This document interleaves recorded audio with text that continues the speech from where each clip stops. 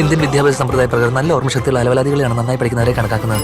സാറേ, ഞാൻ പോകുന്ന ക്ലാസ്സിൽ ഈ നാട്ടിൽ എങ്ങോട്ട്? മധുരാശിക്ക്. ഇനിയെല്ലാം തൊലഞ്ഞു പോവുള്ളൂ. Thank you sir. വർഷങ്ങൾക്ക് ശേഷം റിലീസ് ചെയ്യപ്പോൾ വെളിപ്പെടുത്തി വിനീത് ശ്രീനിവാസൻ. വൈദ്യക്കാരന് சார் மென்டல் சார் மென்டல். നാളെ സൂപ്പർ സ്റ്റാർ ആന പിറക് എന്നെ മറക്കണ്ട. My name is Swaminathan. ഞാനൊരു അനാഥനാണ്. ഹൃദയത്തിനു ശേഷം പ്രണവ് മോഹൻലാലിനെ നായകനാക്കി വിനീത് ശ്രീനിവാസൻ ഒരുക്കുന്ന ചിത്രം എന്നത് മാത്രമായിരുന്നില്ല വർഷങ്ങൾക്ക് ശേഷം എന്ന ചിത്രം വലിയ പ്രീ റിലീസ് ഹൈപ്പ് നേടാനുള്ള കാരണം.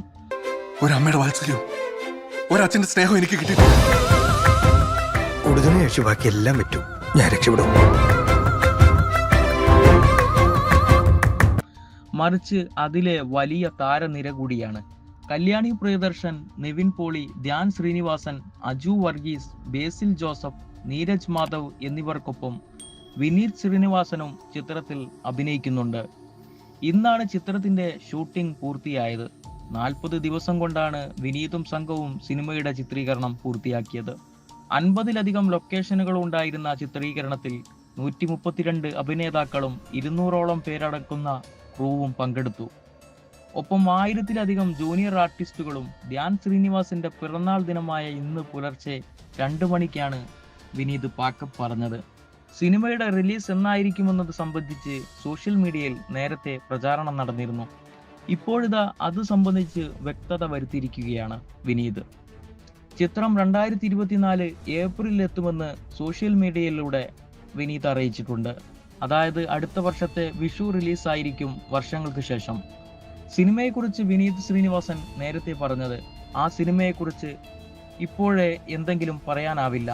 ഹൃദയത്തിൽ തൊടുന്ന ഒരു സിനിമ ചെയ്യണമെന്ന് തന്നെയാണ് നമ്മുടെ ആഗ്രഹം. എല്ലാ തലമുറയ്ക്കും ആസ്വദിക്കാൻ പറ്റുന്ന സിനിമ. എൻ്റെ അച്ഛൻ്റെ പ്രായത്തിലുള്ള തലമുറ മുതൽ 2010 ജനിച്ച കുട്ടികളുണ്ടല്ലോ, ഇപ്പോഴത്തെ കൗമാരക്കാർ, അവർക്കടക്കം എല്ലാവർക്കും തിരിച്ചറിയാനാവുന്ന ഒരു സിനിമ ഉണ്ടാക്കണമെന്നാണ് ആഗ്രഹം. അതിന് ഏറ്റവും നല്ല വഴി എന്ന് പറയുന്നത് വളരെ സിമ്പിളായിട്ടുള്ള ഒരു സിമ്പിൾ ഫിലിം എടുക്കുക എന്നതാണ്. എൻ്റെ അച്ഛൻ്റെ തലമുറയിലൊക്കെ വയലൻസ് ഇഷ്ടമില്ലാത്ത ഒരുപാട് ആൾക്കാരുണ്ട്. അവർ അത്തരം സിനിമകളിലേക്ക് പോവില്ല. അങ്ങനത്തെ ഒരു കാര്യങ്ങളുമില്ലാത്ത മനുഷ്യബന്ധങ്ങളുടെ സങ്കീർണത മാത്രം സംസാരിച്ചു പോകുന്ന ഒരു സിനിമ. ഓരോ അഭിനേതാക്കളോട് ഈ സിനിമയെക്കുറിച്ച് സംസാരിക്കുമ്പോഴും അവർ ഇത് ചെയ്യില്ലെന്നായിരിക്കുമെന്നാണ് ഞാൻ കരുതാറ്. സ്വന്തം കരിയർ മൊത്തത്തിൽ നോക്കുമ്പോൾ ഈ സിനിമ എന്തിനു ചെയ്യണമെന്ന് അവർ ചിന്തിച്ചേക്കുമെന്നൊക്കെ തോന്നും. അങ്ങനെ വിചാരിച്ചിട്ടാണ് ഓരോ ആൾക്കാരെയും വിളിച്ചിട്ടുള്ളത്. പക്ഷെ വിളിച്ച എല്ലാവരും ഈ സിനിമയിലേക്ക് വരാൻ സമ്മതിച്ചു.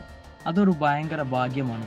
ഈ സിനിമയിലേക്ക് ഇത്രയും ആളുകളെ സംഘടിപ്പിക്കാൻ പറ്റുമെന്ന് ഞാൻ വിചാരിച്ചിട്ടില്ല എന്ന് വിനീത് ശ്രീനിവാസൻ പറഞ്ഞു. അയ്യോ, ഞാൻ വളരെ ബിസിയാണ്. എനിക്ക് സ്കോച്ച് അടിക്കണം, റം അടിക്കണം, വാള് വെക്കണം, ഒരുപാട് കാര്യങ്ങളുണ്ട് മോനെ. എന്റെ കഥ പുള്ളിക്ക് ഇഷ്ടപ്പെട്ടില്ലെങ്കിലും. അയ്യോ, നീ എന്ത് കഥ പറഞ്ഞാലും പുള്ളിക്ക് ഇഷ്ടപ്പെടും. ഇത്രയും മണ്ടനായ ഒരു പ്രൊഡ്യൂസർ എനിക്ക് ഇനി ജന്മത്തിൽ കിട്ടൂല.